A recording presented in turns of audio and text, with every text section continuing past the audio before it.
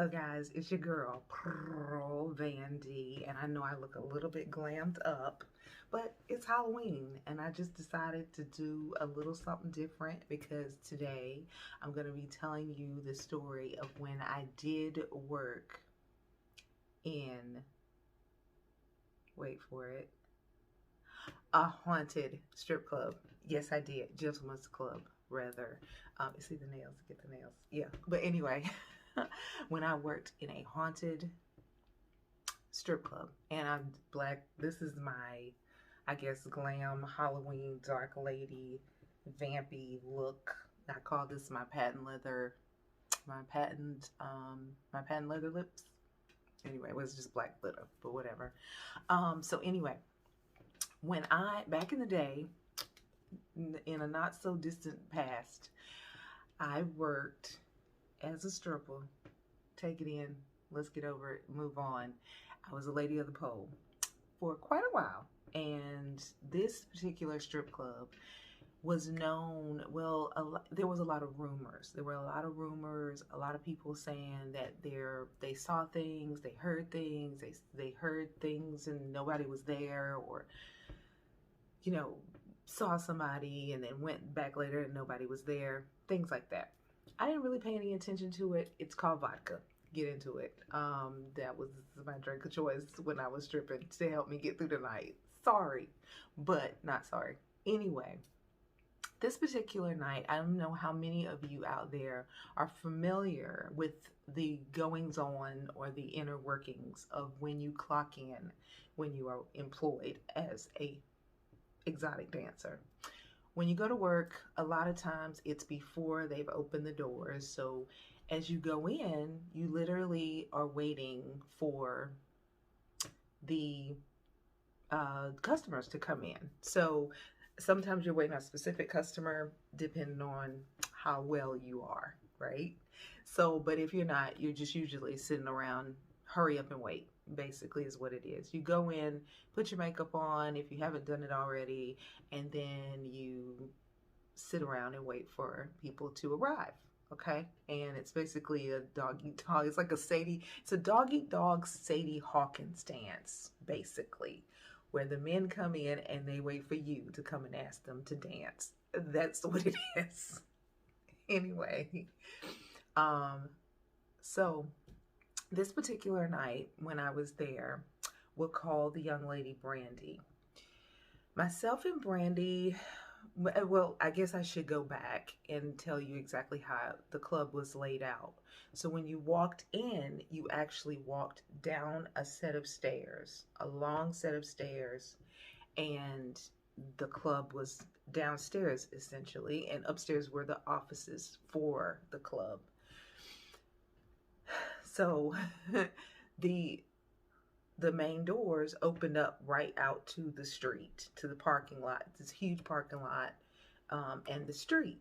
So when these doors opened, you didn't miss it. Like they were huge. I think they're over 6 feet. I'm not sure. They are huge doors.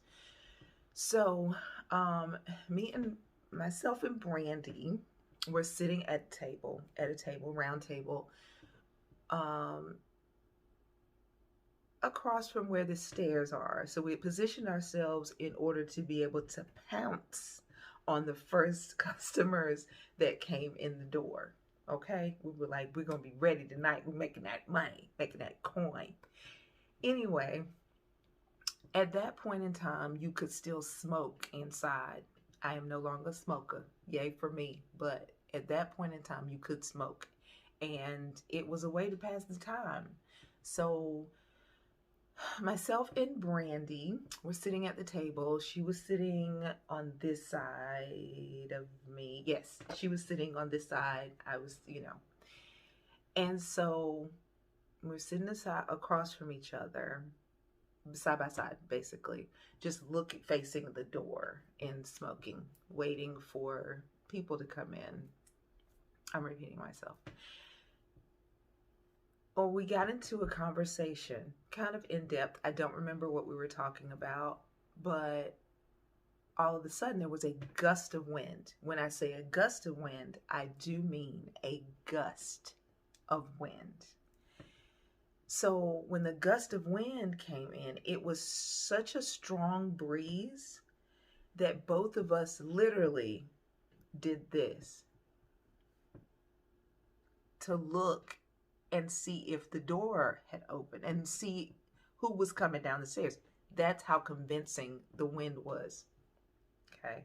This is essentially a basement. So there's no windows. There's nothing, no way wind can rush through unless it is the door opening.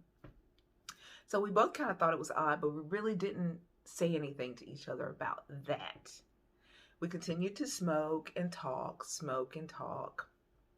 until my arm on this side became extremely cold. When I say cold, I mean bone chilling cold, like cold to the bone. Like it was numbing how cold my arm was. And it was just this arm. Okay, no disrespect for people who have had strokes, but I thought I was having one. That's how cold just this arm was. So that was almost too much to not mention. So I look over at her and I say, Brandy, do you feel it? She looks at me, which is even more crazy. She looks at me and says, my arm is cold too. She's like, is your arm cold? And I was like, yes, my arm is cold. And then we talked about that it was this arm on me and this arm on her. So we were both of our arms on that particular side, right there in the middle of the table, was bone chilling cold.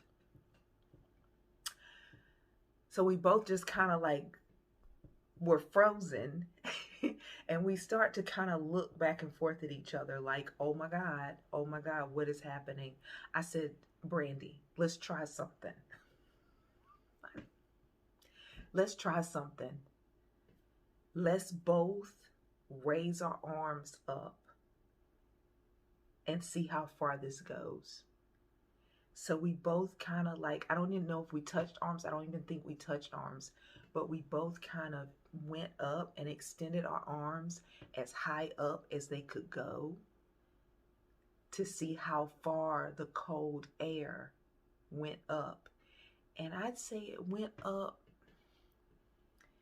I want to say it started to dwindle off right above our heads.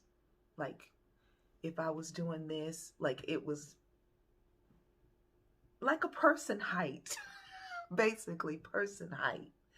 So we put our arms back down and I just kind of said, maybe somebody just wanted to hear what we were saying.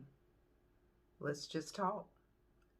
So we just continued to talk and just smoke and act like nothing was going on. And I'd say maybe, I want to say maybe 10 minutes later, not 10 minutes, it wasn't 10 minutes. I'd say about 5 minutes later, it just was gone. Both of our arms stopped being cold at the exact same time. I don't think we shared it with anybody else that was at work because we didn't want to be crazy and we didn't want to be made fun of. So we kind of kept it to ourselves, but it was literally one of the scariest moments, like in that club. Now, mind you, there have been other people saying, oh, we saw such and such in the in the room where the bathroom is. We saw this, we saw such and such in the dressing room. It wasn't there, all those things. But that right there was very much proof to me. I didn't need to see anything. I didn't need to see a thing. That was enough proof for me that that was going on. So that's my haunted strip club story. If you have one or any kind of horror, not horror, no horror, like ghost story or something weird that happened to you that you can't explain, no one can explain, put it in the comment section below. Hit me up. Let me know what's going on.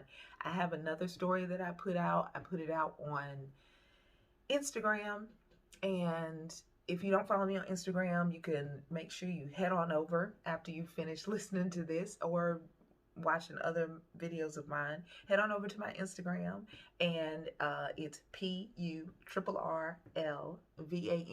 to the D, PurrrlVanD, and follow me. And maybe you might want to listen to that story as well. It's kind of chilling as well. So all I can say is happy Halloween, and I hope you guys are great. Keep your sunshine bubbles intact, and tell people to keep it moving. Tell them to bask in the glow and the warmth, or burn up in the in your solar flare, or in your solar flare.